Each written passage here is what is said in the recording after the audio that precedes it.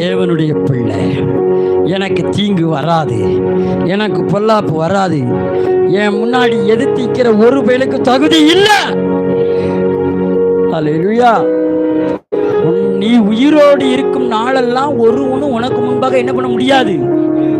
உனக்கு ஒரு வழியாய் வருகிறது 7 வழியாய் உன்னோடு வழக்காடினவர்களை நீ தேடியா. ஆமென். உனக்கு விரோதமாய் உருவாக்கப்படுகிற ஆயுதம் நியாயத்தில் என்ன எழும்புகிற எந்த நாவையா. இது ஊழியக்காரனுடைய சுதந்திரம், தேவனுடைய சுதந்திரவாளி நீ என்பதை விசுவாசத்தில் இருக்கும். அப்போ உன் தகுதி எப்படியாவது இப்பொழுது இருக்கிறதை பார்க்கலாம் 1000 மடங்கு பிதாக்களின் தேவனாய கர்த்தர் தாம் சொன்னபடியே நல்வாக்கை எனக்கு நிறைவேற்றிட்டாரு. அவனுக்கு ஏற்றுதரலே உனக்கு ஏற்றுவார். இதுதான் ஆண்டவர் உன்னை தகுதிப்படுத்துகிற நேரம். அவருடைய சித்தமே இதுதான், அவருடைய திட்டமே இதுதான்.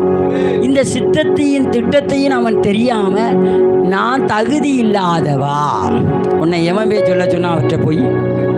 இன்னைக்கு நிறைய பேர் ஜெபத்தை கொஞ்சம் மாற்று சொல்லுங்க. பக்கத்தில் சப்புன்னு ஒரு செவுட்லேயே முதுகுலேயே ஒன்று போட்டு ஜெபத்தை மாற்று. உன் கூறுகிட்ட ஜெபத்தை மாற்று. கொஞ்சம் கூரா ஜெபி. ரலேலியா சொல்லுங்க. நீங்களும் தான் கொஞ்சம் கூரா ஜெபிங்க. எப்படி ஜெபிக்கணும்? நீ தகுதி உள்ளவா? அல்லேலூயா. நான் தகுதி உள்ளவன், நான் தேவனுடைய பிள்ளை. நான் யாரு? எனக்கு தீங்கு வராது. எத்தனை பேர் எனக்கு கூட்டமா கூடி சந்தியில பேசினாது நடக்காது. நடக்குமா? எவெல்லாம் உனக்கு விரோதமா பேசுறாலும் அவ வீட்டுக்கு தான் அடுப்பு எரியாது, உன் வீட்டில் நல்லா எரியும், நன்றாக எரியும். உன் ஆசீர்வாதத்தை எவெல்லாம் கெடுத்தாலும் அவ ஆசீர்வாதத்தை 1000 தலைமுறைக்கு நாசமா போயிடும்.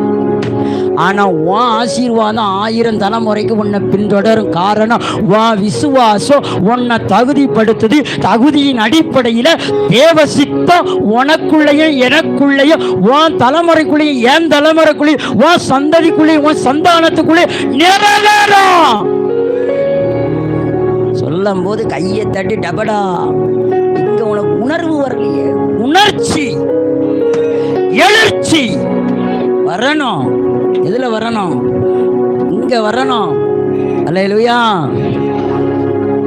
அப்போ உனக்குள்ள இருக்கிற உணர்வும் எண்ணமும் உணர்ச்சியும் எப்படி வரணும்? நீ எந்த தகுதியில இருக்க?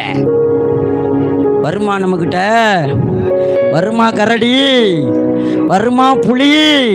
வருமா எலி? இயேசுவின் நாமத்தினால. ஆமென். ஏன்னா நாமெல்லாம் தகுதி உடையவர்கள். விசுவாசத்துல தகுதியா இருக்க இருக்க இருக்க உன்னை எவனாலையும் மீட்க முடியாது, உன்னை எவனாலும் தோற்க முடியாது. இயேசு சொன்னாரு, உலகத்தில் உபத்திரவம் இருக்குப்பா, ஆனா உலகத்துல உபத்திரவத்துக்கு நடுவுல நான் வெற்றியை பேசுனேன், வெற்றி சிறந்த நான் உன் கூட இருக்கேன். அப்ப பிரச்சனை இருக்கு, பிரச்சனை இல்லைன்னு நான் சொல்லல. ஆனா நீ பிரச்சனை உள்ள ஏரியால தான் உட்கார்ந்து இருக்க. அல்லேலூயா. தேவையுள்ள ஏரியால தான் நீ இருக்க. ஆனா வெற்றியை பேசு.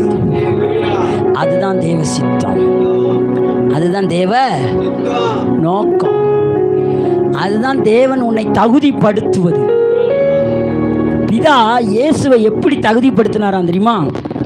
எல்லா முழங்கால்களும் எல்லா நாவுகளும் அவரை பார்த்து மேலே பார்த்து அறிக்கையிடுவதற்கு காரணம், இயேசு தனக்கு முன்னாடி வைக்கப்பட்ட துன்பத்தையும் அவமானத்தையும் நிந்தையையும் அவர் பார்க்காம அதை மகிழ்ச்சியோட எண்ணி அவைகளுக்குள் வெற்றி சிறந்தபடினாலதான் வானோர் பூலோத்தோர் யாவரும் முழங்கால் முடங்க அவரே ஆண்டவர் என்று சொல்லுவதற்கு பிதாவின் வலது பாசத்துல இயேசு உட்கார்ந்து உனக்காக எனக்காக பரிந்து பேசிக்கிட்டு இருக்கிறாரு.